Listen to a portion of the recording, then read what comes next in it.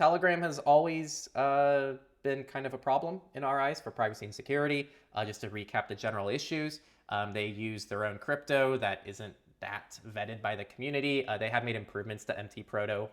It's MT Proto, right? Yeah. Thank you. Yep. They did make improvements to it that people were suggesting over time, so it did get better over time. But at the end of the day, end-to-end encryption was never enabled by default. Telegram advertises itself as being this extremely private, extremely secure messenger that you have to opt into. And secret chats are only supported on mobile devices, so you can't even use it on desktop.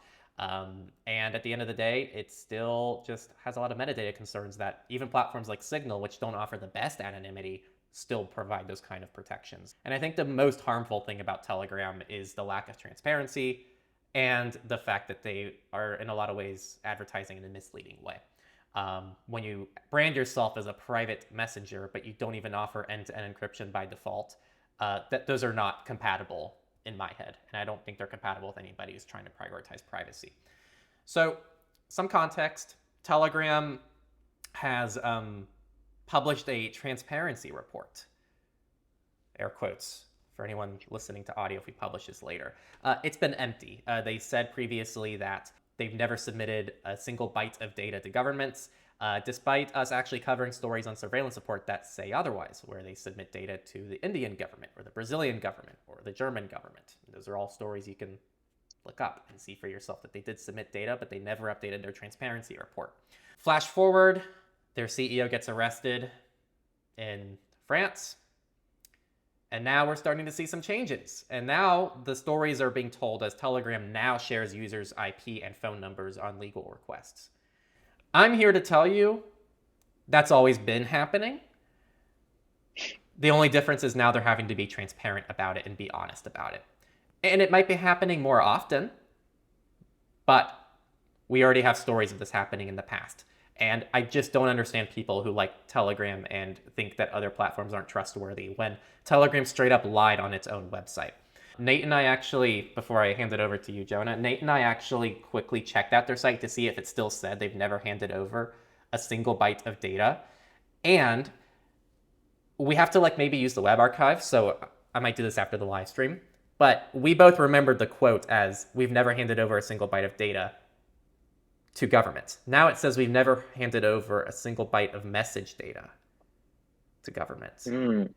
I think they updated the wording, but we need to check that out after the live stream.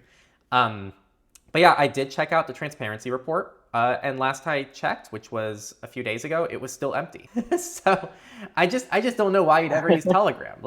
You can actually look up court cases and see other messengers, and they are very transparent about the situations where they give over user data. I don't understand why people prefer a platform that lies about when it hands over user data versus a company like Proton, for example, very forwardly comes forward. They very proudly come forward and say, yeah, we did hand over this data. Here's what we handed over, and here's why we had to hand it over. So now you're actually educated and you know what can happen in certain situations for yourself. But I don't know if you have thoughts. Yeah, absolutely. I mean, my thoughts, like on most things Telegram, it's pretty simple, so I don't have a lot to say. It's just not a great platform to be using.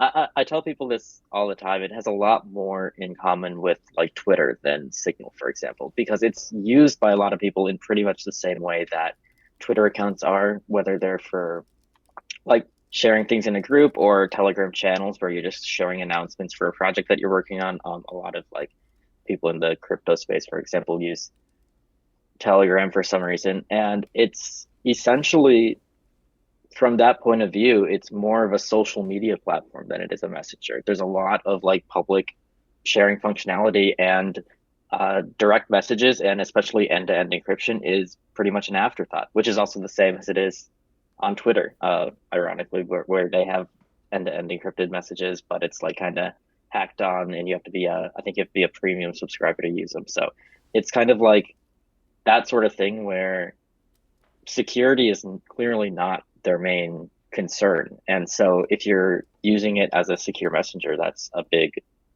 problem. So, I mean, using Signal just makes a lot more sense for any of these like sensitive communications, or using anything besides Telegram at this point. It seems like they're not only like a poor solution technically, but they're also extremely not trustworthy. So there's so many reasons to just avoid this platform entirely. Yeah, and we talk about Signal a lot because we're big fans of Signal, but most other messengers that advertise themselves as privacy focused are doing better than Telegram. I would, like Jonas said, I would be looking at Telegram as a social media platform and not as a private messenger. It's just not built with that kind of mindset. And for people who are wondering what I was talking about, I accidentally pulled up the wrong article. It's actually really hard to find these articles now because all new articles, when you type in Telegram handing over user data, have to do with this news story. But I just pulled up here on the stream from 2022. I might add here that they're reporting previously Telegram's policy limited sensitive user information sharing to cases involving terror suspects. First off, Telegram's own privacy policy used to state that they would hand over information to law enforcement authorities, but their transparency report never said that. It never reported these situations. You can never have any transparency into that, which is just insane. But it's also wrong because, again, their policy limited sensitive user information sharing to cases involving terror suspects. 2022. Here's a story. Indian court directs chat app Telegram to disclose details of copyright infringers. And they complied with it. They handed over the IP addresses and they handed over the information of the admins of certain channels. So it's a verifiable, easy to find info. But Telegram is social media, not private messaging. And if you are going to use Telegram for private messaging, make sure secret chats are enabled and know that it's a weird platform. Hey everybody, thanks for watching this Techlore clip. This is actually a highlight from our main channel, Techlore, where we talk about digital rights, privacy, security, and how you can have a better relationship with technology. So if you want the full-length experience, definitely check out our main channel, Techlore. We'll leave a link somewhere on the screen, wherever our editor puts it, and you can probably check it down in the description as well.